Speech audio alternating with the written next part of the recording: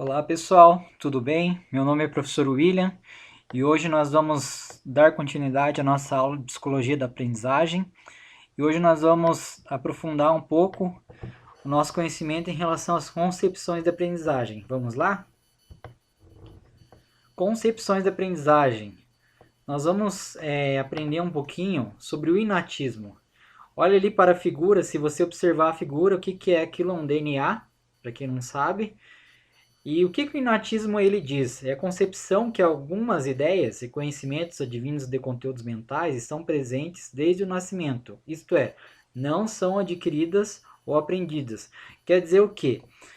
Que para a concepção inatista, um aluno ele já vem com conhecimento prévio a partir do momento que ele nasce. Então não tem como ele aprender outros conteúdos sendo que a partir do seu nascimento ele já traz consigo a concepção genética de aprendizado. Então, por essa concepção, logo eu digo que o aluno está fadado ao fracasso ou aquele aluno pode se dar bem na concepção escolar e ter o sucesso escolar a partir dessa concepção. Mas essa concepção já é uma concepção ultrapassada. Mas eu só trouxe o conceito aqui hoje para a gente poder compreender um pouco sobre essa concepção do inatismo, que ela diz que o conhecimento já vem adquirido no DNA do aluno. Então essa concepção ela é a concepção do inatismo. Aqui a concepção do empirismo. Se você observar a figura ali, é uma marionete que está sendo controlada, né? Então o que o empirismo ele defende? Defende que o conhecimento humano acontece através das experiências e os fatores externos preponderam os fatores internos. Isso quer dizer o quê? Que na concepção do empirismo, o conhecimento ele acontece a partir das experiências que o educando tem. E os fatores externos influenciam nessa experiência de aprendizado. E eles têm influência sobre os fatores internos. Então, esse é a ideia que o empirismo ele passa. Diz que as influências externas que o aluno recebe vai influenciar diretamente no seu ensino. Aqui nós temos a teoria comportamental, que é o behaviorismo. É uma teoria psicológica que objetiva estudar a psicologia através da observação do comportamento, com embasamento em metodologia objetiva e científica fundamentada na comprovação experimental, e não através de conceitos objetivos e teóricos da mente, como sensação, percepção, emoção e sentimentos. É uma teoria que diminui o sujeito. Quer dizer o quê? Essa teoria comportamental do behaviorismo, ela diz que o sujeito ele aprende a partir do seu comportamento. Então, são através das suas experiências que ele tem, que ele é observado, e a partir do seu comportamento ele consegue aprender. Ah, se ele mexe o cabelo, ou ele fala assim, ou tem a fala assada, ele pode aprender dessa maneira ou assim. Então, essa teoria, a comportamental, ela vai observar o educando a partir do ensino, a partir das suas atitudes e fazer um estudo em relação ao seu comportamento. Essa teoria ela tem uma linha que ela acaba diminuindo o sujeito. Isso quer dizer o quê?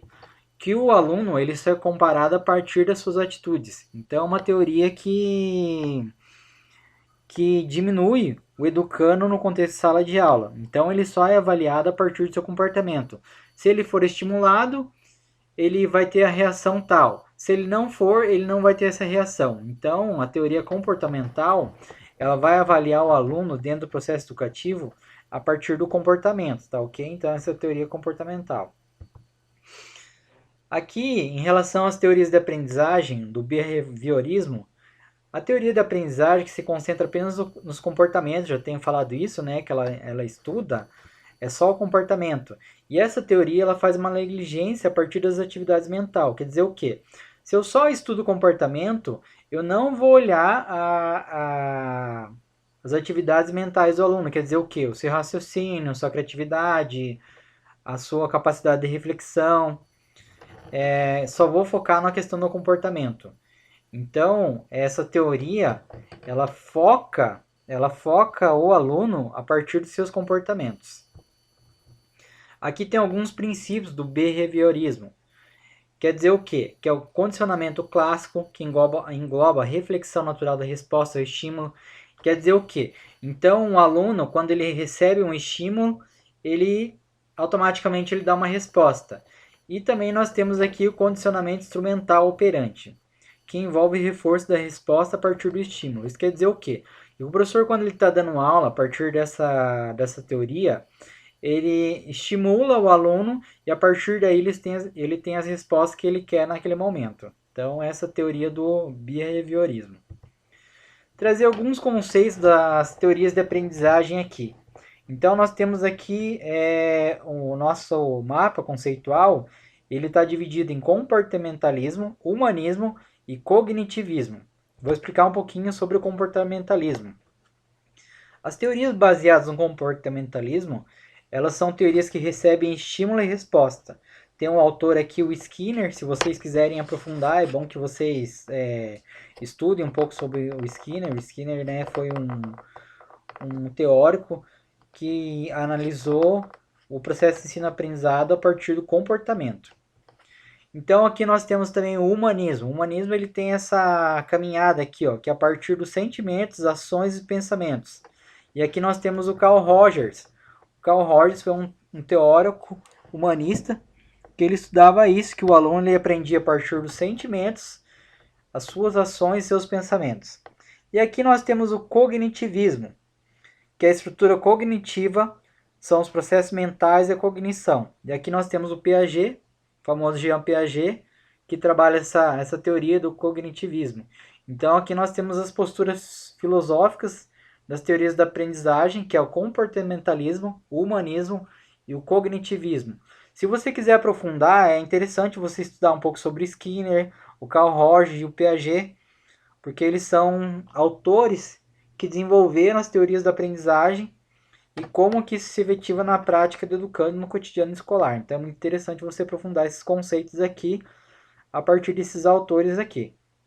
Vamos lá então, pessoal. E aqui nós temos o interacionismo.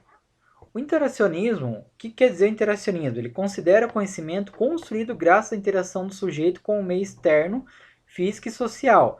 Quer dizer o quê? Que o conhecimento não é externo ao indivíduo, nem interno, mas a partir da interação que os pares têm na comunidade escolar. Quer dizer o quê? O interacionismo, ele diz que uma criança aprende a partir da interação que ele tem com seus pares, com os objetos, com o conhecimento. Então, o interacionismo, ele é uma teoria que influencia o ensino brasileiro atualmente. E no próximo slide aqui, ó, eu quero trazer o tripé teórico da educação em um quadro comparativo aqui. Então nós temos aqui o Jean Piaget, o Vygotsky e o Vallon. E daí aqui nós temos aqui, são palavras-chave de cada um, os eixos da teoria principais dos seus conceitos, relação do indivíduo com o mundo e o papel do professor e o aluno em relação a esses teóricos aqui. Vamos lá, então nós vamos começar com o Jean Piaget. O Jean Piaget, o que ele fala ali em relação à sua teoria? A teoria dele, a palavra principal em relação à sua teoria, do Jean Piaget, ele diz da construção do conhecimento. Então, ele foca na construção do conhecimento. Então, a ideia central do estudo de Piaget quer dizer que um aluno aprende a partir da construção do conhecimento. Quais são os eixos da teoria do Piaget? É assimilação, acomodação, esquema, equilíbrio e estágio de desenvolvimento. Quer dizer o quê? Que o aluno ele está em estágio de desenvolvimento e a partir daí ele vai aprendendo. Como que o indivíduo se relaciona com o mundo? Na teoria do Piaget, a partir da adaptação. Então o ser humano ele se adapta às realidades que ele está vivendo, ao conhecimento que ele está recebendo. Então esse é o foco da relação do indivíduo com o mundo a partir da perspectiva da teoria do Piaget. Como que é o papel do professor na teoria do Piaget? O professor ele tem a função de desequilibrar os conhecimentos prévios dos alunos. Quer dizer o quê? Que o professor em sala de aula ele estimula o aluno e causa um desequilíbrio cognitivo nesse aluno e abre possibilidades a novos conhecimentos. Então aqui é um pouquinho de como o Piaget desenvolveu sua teoria. Agora nós vamos falar um pouquinho sobre Vygotsky ali. A ideia principal da teoria do Vygotsky é o quê? Que é a interação social.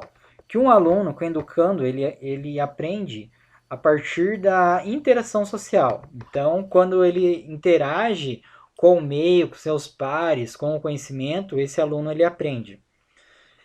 Qual o eixo da teoria do Vygotsky? Qual é o eixo principal dessa teoria? É a mediação simbólica, signos e instrumentos da zona proximal do desenvolvimento. Isso quer dizer o quê? Que quando o aluno ele tem contato com simbologias da aprendizagem, e a partir da interação com esses meios ou com as pessoas, esse aluno aprende. Isso quer dizer o quê? A zona proximal de conhecimento.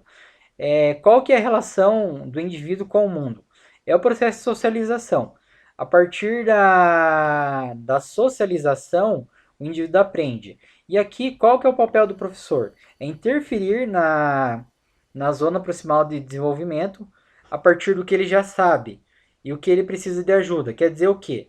Que o professor ele vai construir uma intervenção a partir do que o aluno já aprende ou do que ele traz consigo a partir das suas experiências e vai estimular, e a partir do que o professor estimula, o aluno ele começa a aprender outros conhecimentos. Então essa aqui é um pouquinho da teoria do Vygotsky. E aqui o outro teórico, né, do nosso quadro aqui, que é o Vallon. O Vallon, qual é a principal palavra aqui que evidencia essa teoria? É efetividade. Então, a partir do estímulo, da efetividade, da interação, do cuidado com o aluno aprende. Qual que é o eixo dessa teoria? Aqui, ó, movimentos, emoções, a efetividade, construção do eu, imitação, negação. Quer dizer o quê? Que a partir da construção do sujeito, a partir das suas emoções, de como ele interage, de como ele recebe o conhecimento, de como ele imita, de como ele nega. A ideia da negação aqui é ele dizer não para alguns conceitos ou para outros sim. Esse sujeito aprende. E como que é a relação desse indivíduo com o mundo? É um processo individualizado. Então, o aluno, nesse contexto aqui do Vallon, a partir da efetividade, ele é olhado como um ser único. E qual que é o papel do professor aqui? É considerar a história do aluno. Então, aqui, nesses três teóricos aqui, o Vallon aqui ele diz que o professor ele precisa considerar a história do aluno, a sua bagagem, a sua experiência.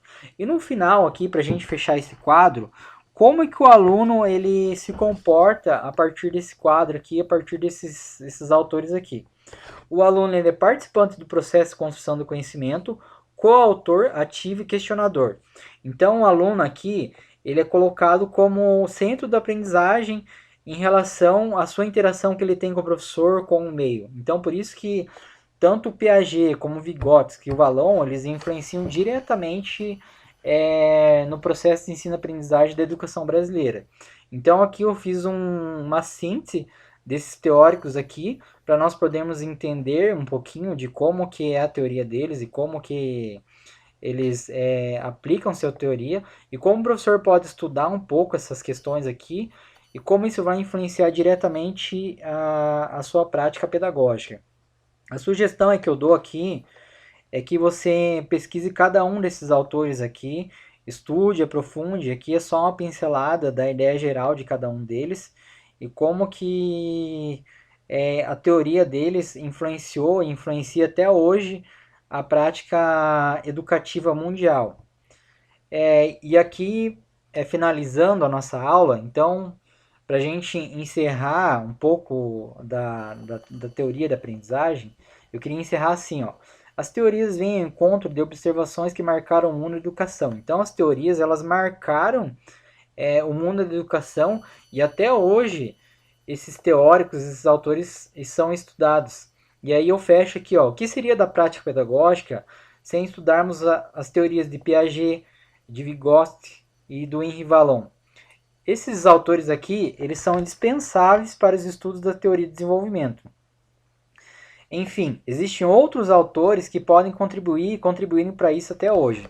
Mas esses autores aqui, eles são um dos principais teóricos que influenciaram a educação desde quando eles iniciaram anos atrás e eles estão estudados até hoje. Então, o que eu convido você a fazer?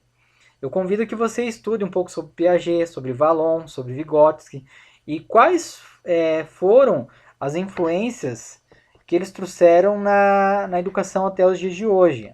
As teorias que eles trouxeram, a abordagem que eles trazem, elas influenciam o processo de ensino-aprendizagem até hoje e principalmente a prática docente. Então não tem como eu falar de educação, de prática pedagógica, sem estudar o Piaget, sem estudar o Vygotsky, sem estudar o Vallon. Não existe como nós falarmos de educação, estudarmos prática pedagógica docente sem estudarmos esses autores. E principalmente nós que fazemos intervenção pedagógica. Nós que fazemos intervenção pedagógica, nós precisamos conhecer Piaget, Vygotsky e Vallon. E quais foram as suas contribuições para a teoria da aprendizagem que influenciaram diretamente a prática pedagógica. Tá ok, pessoal? Estou encerrando a aula de hoje. Espero que vocês possam aprofundar os teóricos aí, o que nós estudamos um pouco hoje.